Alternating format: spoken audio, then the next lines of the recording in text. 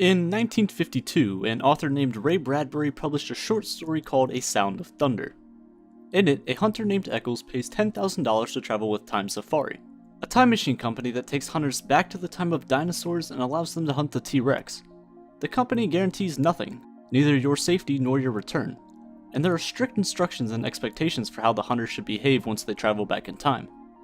When they travel 60 million years back in time, they notice the path that has been laid by the company. It floats 6 inches above the Earth and is the only path that the hunters should travel upon. They cannot touch anything during their stay in the past, and they are only to shoot when told to. Interrupting any of the natural processes in the past could have irreparable repercussions for the future. Step on a mouse, and you leave your print, like the Grand Canyon, across eternity. They're very careful with leaving the past just as it was supposed to unfold. The T-Rex that they were supposed to kill was going to be crushed by a tree only seconds later. It was going to die anyway.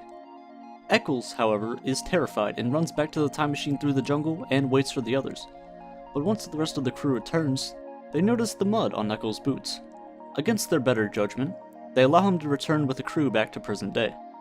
When they exit the time machine, the crew checks in with the man behind the desk to see if everything is okay, and the man tells them it is. The man, however, is acting a bit different from before they left. There's a strange smell in the air. It's faint, but it's there. The sign on the wall is different. The words were spelled differently. Eccles sits down and checks every inch of his body for things he could have ruined. And on his boot, caked in the mud, he finds a butterfly. Beautiful and dead. The death of a single butterfly has somehow resulted in the future being changed. He cries out in disbelief, begging to return to the past and somehow undo what he's done. He sits down with his eyes closed and senses a crew member enter the room. The crew member breathes loudly and takes the safety off his rifle. Eccles opens his eyes, but suddenly, all he hears is a sound of thunder.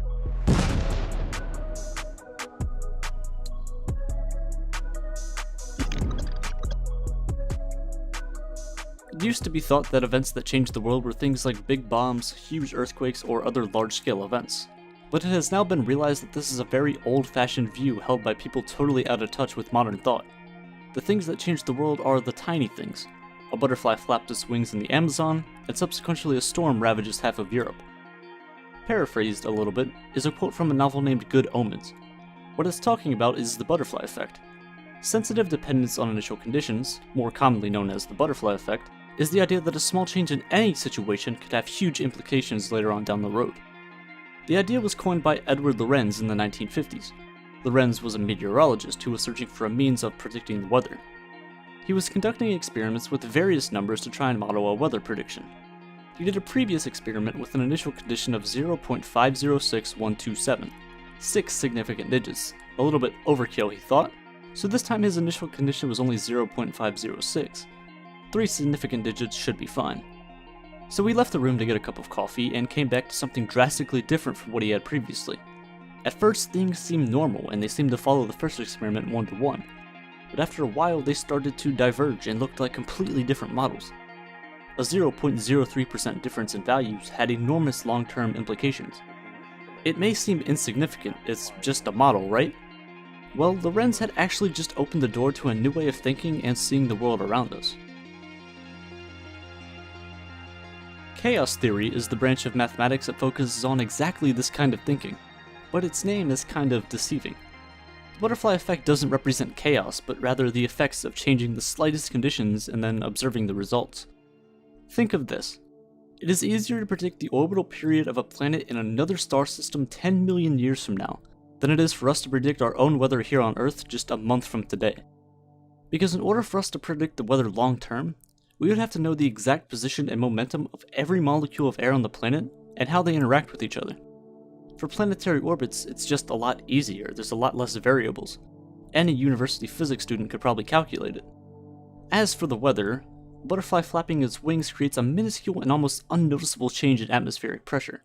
But these changes compound over and over and over as time progresses, until, as widely known, the butterfly's wings cause a tornado in Texas.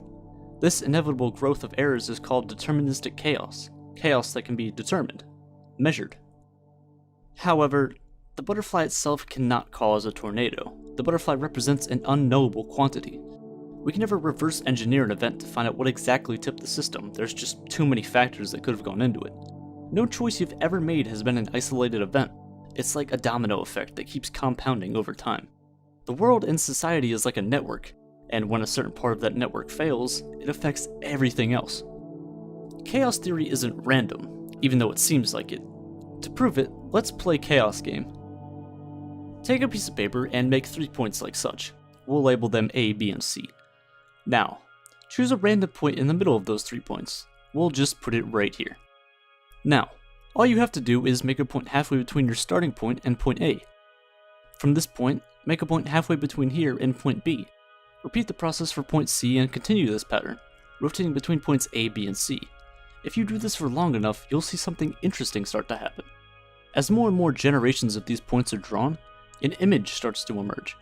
From seemingly random points being drawn, from chaos, from disorder, this complex yet orderly figure shows its face.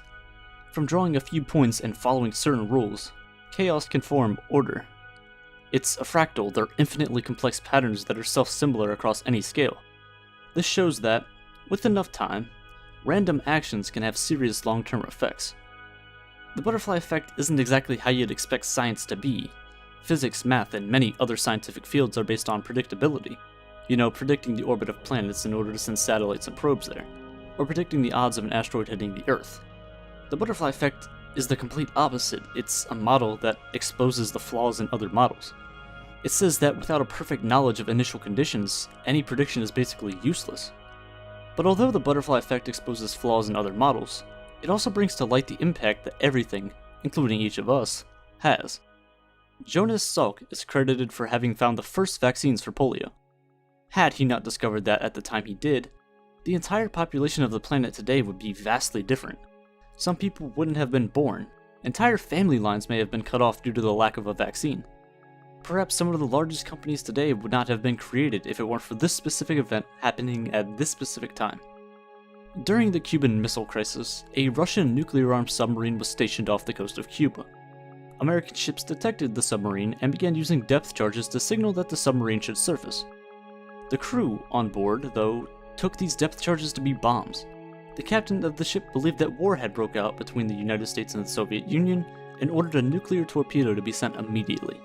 Everyone agreed, except for one officer, Vasily Arkhipov. Without a unanimous vote, no action could be taken, and thus World War III was prevented. This one man's decision is the reason that the United States and Russia today aren't nuclear wastelands. The butterfly effect affects everything. Do you really have control of your life? Like, everything? No, but you and I have huge effects on the world as well. The butterfly effect is not to get leverage. It's not saying that every small thing always has a big impact. If that were true, then in a way you could manipulate it. Think of it like Jenga. You take away a certain block and things can be just fine. But another block, that one special block, if removed, causes everything else to fall apart. The reality is you have no idea what thing, or what block, will change your future, so everything has a say in it.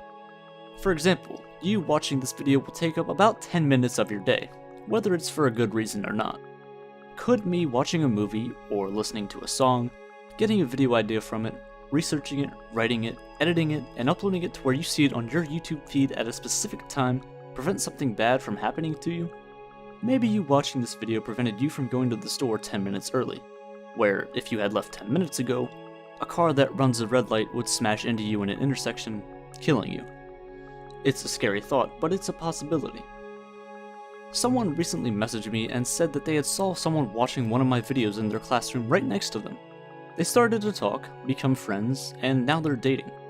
If YouTube wasn't a platform, if I hadn't had that specific video idea, that wouldn't have happened, and maybe those two people would have never met. But it goes much further than that. Everything has led you and I to this very moment, literally everything. Because the universe exists, because the universe is expanding, and because the temperature of the universe was just right to the point that stellar nurseries can form stars, without those stars, we wouldn't have supernovas. Without supernovas, we wouldn't have iron. Without iron, we couldn't exist. Every day you breathe, I hope, and when you exhale carbon dioxide. This carbon dioxide, through the help of plants and photosynthesis, creates more oxygen. Oxygen that people hundreds of years from now might breathe. Everything you do, no matter how small it is, will change the future in one way or another. People who lived hundreds of years ago have had an effect on the world as it is today. The things you do today will ripple throughout time. The small things you create today can be the big things that the next generation builds upon. In a way, you can live forever. So the next time something big happens in your life, just think, it didn't happen by accident. Just as the butterfly effect suggests, everything you do today will change your future drastically. Skills you learn today could come in handy in ways you could never expect 10 years from now. Just like the fractals we talked about, one small random action can have serious implications down the road. Let Brilliant help start this domino effect. Brilliant actually helped me further understand fractals, and how the math behind it creates infinite pieces of art. They have a whole section based on the Mandelbrot set, which is what you're looking at right now. Not only do they have courses on fractals, but plenty of other topics such as logic, group theory, probability, and many more. You can take as many of these courses as you'd like with Brilliant's premium subscription. If you're one of the first 200 people to sign up using the link in the description, you'll receive 20% off your premium subscription. So go learn a new skill. You'd be surprised on where it might take you.